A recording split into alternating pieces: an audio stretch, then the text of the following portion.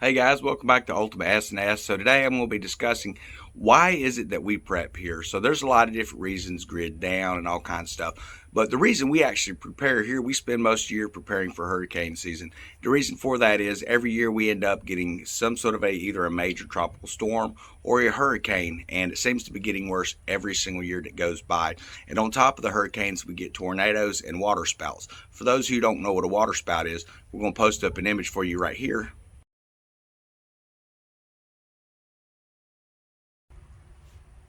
So yeah, them water spouts, they are devastating when they come in. It's a tornado over the water. They bring in a lot of flood waters when they come in. They start picking up debris, and instead of just wind carrying debris, you're dealing with a wall of water carrying debris. Very bad. When we had Hurricane Michael, we had a lot of tornadoes that came in, and they have left destruction across the whole area, and that's where a lot of our wildfires and stuff are coming from. It's just that debris.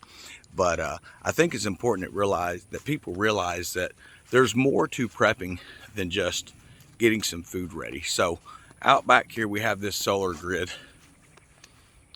and this can power the house. Right now it's hooked up to actually send power back to the power company, and what that does is it reduces, almost completely eliminates the power bill out here. So but it can be hooked to a battery bank as well. Those panels, if you look at the back side of them, you can actually wire those up in tandem to power different types of equipment.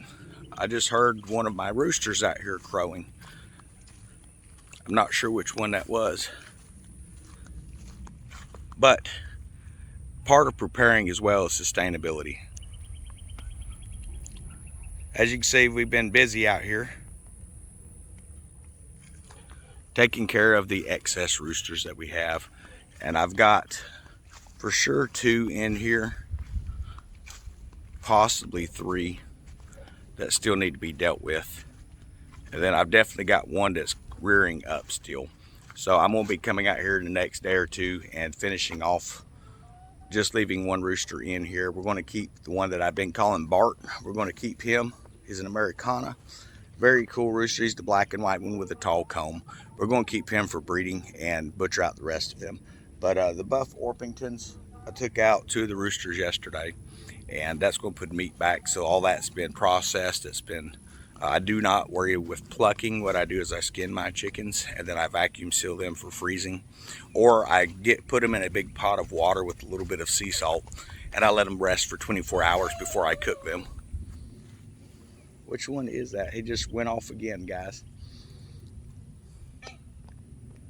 So that's the other buff Orpington. I was starting to think maybe it was a rooster. Just, it looked like it was getting some saddle feathers on the back, but it's just kind of starting to come in. So unfortunately, I'm not going to have any buff Orpington layers. I had considered maybe keeping 1 as the main rooster, but the other 2 were terrorizing the flock so bad that I went ahead and dispatch those guys. But everything I do out here, which is, I mean, we've got some property to work on, but understand, I'm not a farm. When people think of homesteading, they think of these real large spreads and things like that. And the purpose of this channel is to show you that you don't need that in order to be able to raise your own food and stuff. And depending on where you live, you're going to find a lot of natural types of foods and things like that that's going to be around. So part of my little deal that I've got going on out here is that cultivate the natural plants. So over here we have our grapevine. This is starting to fill in pretty nice, and below it we have a lot of our blackberry bushes. A lot of those are still coming in down below. If you can see where I've put quail manure and some straw down, that should help with the weed control a little bit. But overall, the goal is to cultivate the berries in the grapevine. They're not very large grapes that come off of it, but that's something I'm going to try to work on, doing some grafting with that thing and see if I can't actually get it to produce a larger grape. And if I can't, then I'll just cut it back and put it in an actual grapevine later. And I think I might end up doing that this year. As soon as the weather, I think it needs to be a little later in the spring from what I'm to the understanding. So we're going to try that and get some grapevines growing. But all these woods up along here, guys, that's full of wild grapevines, and it's full of berries. We even have, I've always called them a snakeberry, but apparently it's a wild strawberry, and they grow out here in the yard a lot. So that's going to be great foraging stuff. So the reason that I'm trying to cultivate as much of that as I can is, one, it's free because it's already here. But two, I can actually get more food put back. I remember after Hurricane Michael, it was a situation where all the neighbors in the area had no power. Nobody had generators or anything. And that was just shocking to me, to be in Florida and people did not actually have things set up and prepared for hurricane season. So we were actually the only person within several miles that even had a generator. Now the problem running with a generator is everybody in the area knows this guy's got power, and we had neighbors coming wanting to see if they could heat up some water, boil some water and things like that. But understand that the power that I was using, that was just to ensure that the battery banks on the RV stayed charged.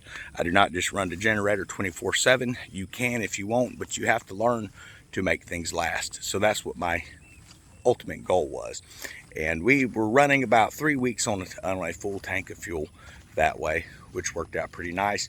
On week 2, I went ahead and topped that thing back off with the extra fuel that I had, and had a little bit left over, put it inside the storage bins, and I left the area because it was just getting crazy within town. People don't seem to understand it's not the initial destruction, the initial fall, that's going to make everything bad. It's that week or two after, when people start running out of their supplies because they are not actually prepared. That is when things is going to get really bad. That's when people are going to start going out and raiding because they can't find stuff at the stores.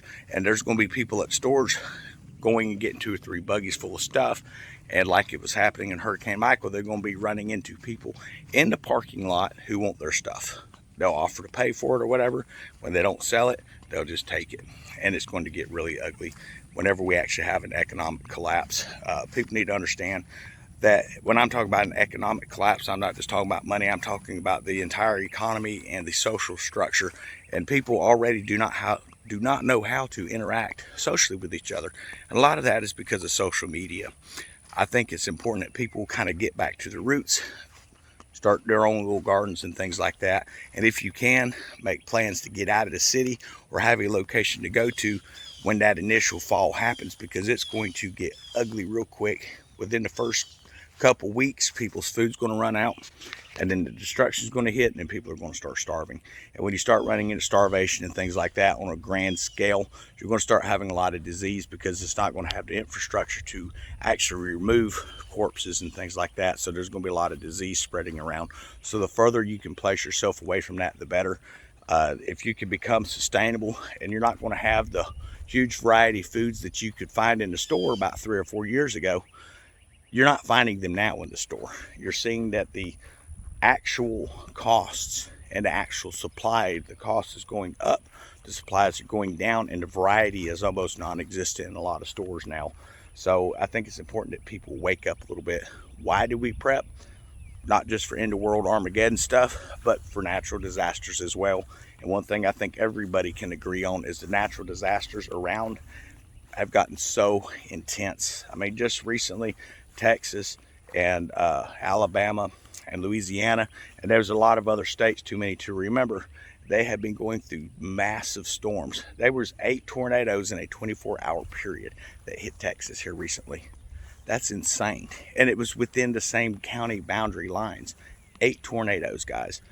And each one of them were not mild. They weren't about average. They were worse than they had ever had. So I think it's important that we as a society and we as a people wake up and start preparing, and do not keep all your preps in one location. The reason for that is, let's say if I'm keeping preps in this shed over here, and we get a hurricane and it takes the shed out, well then I've got no preps left. So you want to make sure that your preps are in different locations, different sites, and try to make sure that it's secured for storms and things like that as well. And that way, if something hits, you possibly have another location where you still have some food. The chance of it taking out one location, pretty great. The chances of it taking out 3 or 4 different locations, not so great. There's going to be something left somewhere. So understand, when you prep heavy, because you're not always going to be able to rely on, if you've got 1,000 cans set back and they're spread low, kind of all over the place, you might only actually get 200 of them by the time something bad happens. So I hope everyone's enjoyed the video. Thanks for the comments, guys. And I love the interaction we've been having with our live streams.